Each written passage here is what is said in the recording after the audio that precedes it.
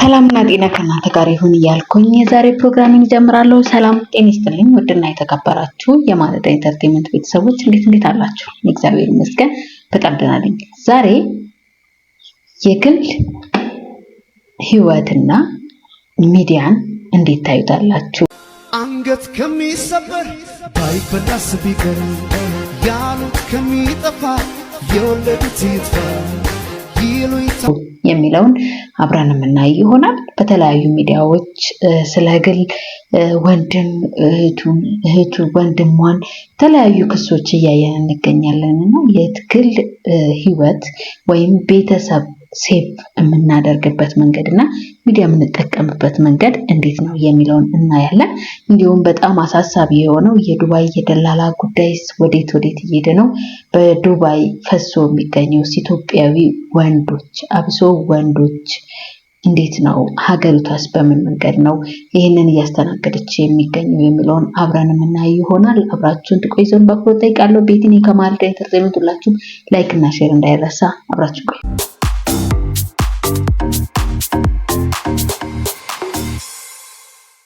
እንግዲህ የመጀመሪያው የማየው የሰሞኑን ፍቅር ዲዛይን በዱባይ በጣም ብዙ ሰው ያውቀዋል። እንደሚታወቀው ፍቅር ዲዛይን ከተባለ ብዙ ሰው የሚነካ ብዙ ሰው ደግሞ በሁሉም በአንድ ድምፅ የሚስማሙበት አንድ ድርጅት አለ፣ አርቲስቶቻችን ሳይቀሩ ማለት ነው። ይሄ ድርጅት እንግዲህ በተለያዩ ሰዎች ክስ ደርሶበት ነበረ። ክስ ከመምጣቱ በፊት ግን መጀመሪያ ላይ ዱባይ ላይ ምን ነገሮች እየተከሰቱ ነው? የተለያዩ ሚዲያዎች እያጥለቀለቁ ያሉት በህገወጥ ሰዎች ዝውውር፣ በህገወጥ ደላሎች እንዲሁም አበሻ እየተሰቃየ ያለው ዱባይ ነውና ዱባይ ህጓ እንዴት ነው የሚለውን ለማውራት ፈለኩኝ። እንግዲህ በዱባይ ህግ መሰረት ወንድ ልጅ ማምጣት አይፈቀድም፣ ወይም ወንድ ልጅ በዱባይ ህግ ለስራ ተብሎ መውጣት አይችልም።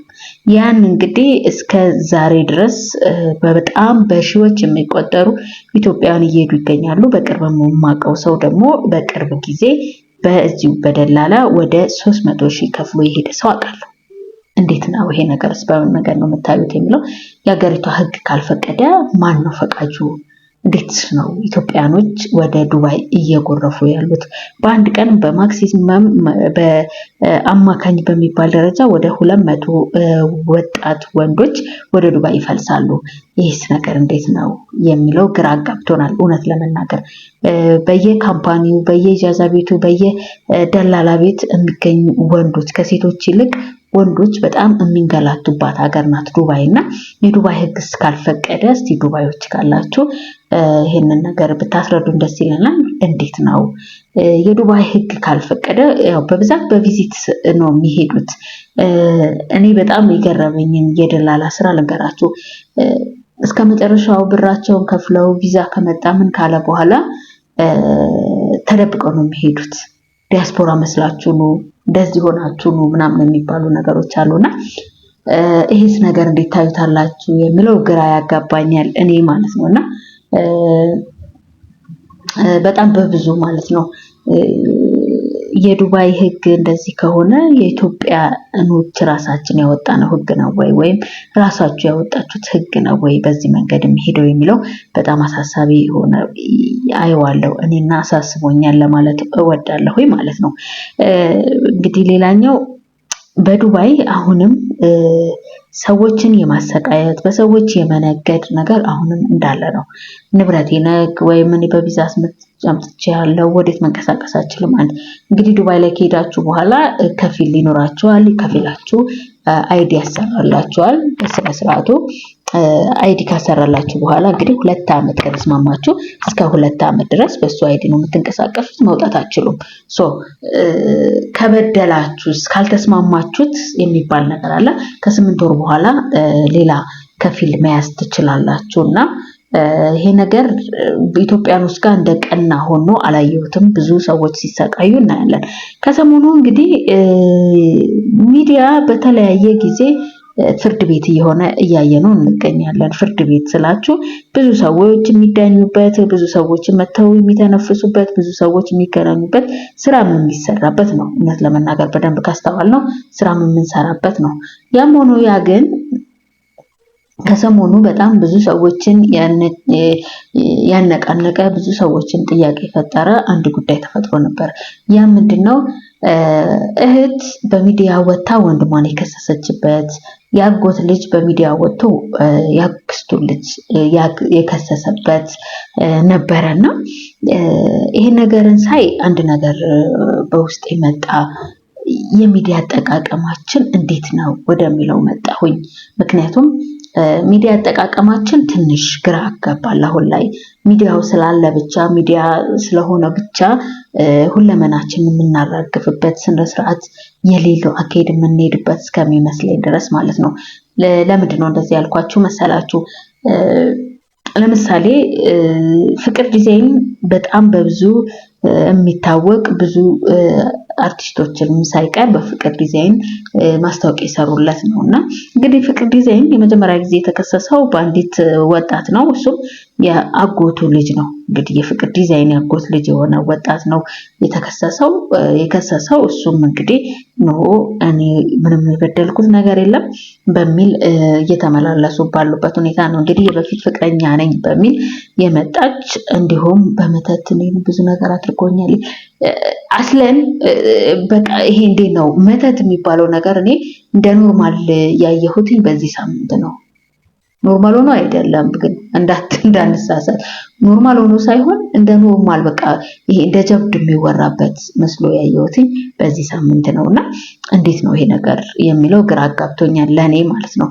ግን ተገልብጦ መረጃና ማስረጃ የሚያወጣ ከዚህ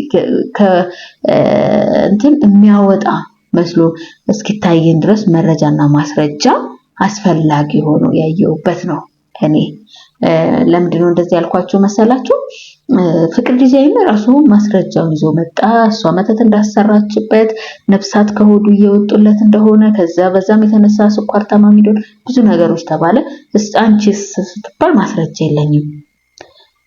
እኔ ግን አንድ ነገር ልበል፣ ትናንትናን ዛሬ እንደ ዛሬ መመለስ አንችልም። በህይወታችን ውስጥ መቼም ጥሩም መጥፎም ጊዜ ያሳልፋችኋል፣ ከሰዎች ጋር ያሳልፋችኋል።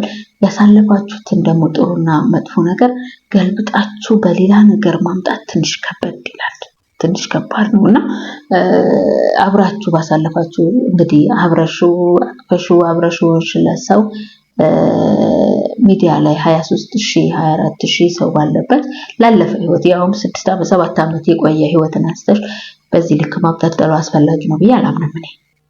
ለምን? እግዚአብሔር ፈራጅ ነው። እግዚአብሔር ዓላማ አለው።